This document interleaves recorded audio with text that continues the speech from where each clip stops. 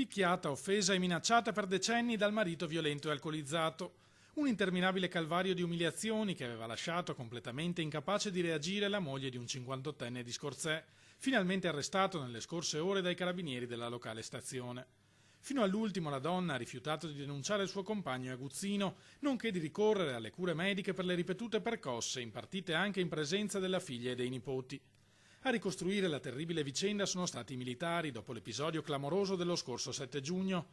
La gazzella, chiamata dai vicini, si era precipitata a casa della coppia. Il marito aveva trascinato la moglie in giardino e dopo averla colpita con pugni e calci minacciava di finirla con una coltellata. Richiamato dalle urla è intervenuto il fratello della donna. L'aggressore ha provato allora a fuggire in auto, investendo il cognato che è rimasto aggrappato al cofano per 200 metri mentre il mezzo proseguiva la sua corsa fino all'intervento decisivo della pattuglia. Anche in quel caso la moglie non ha voluto sporgere denuncia.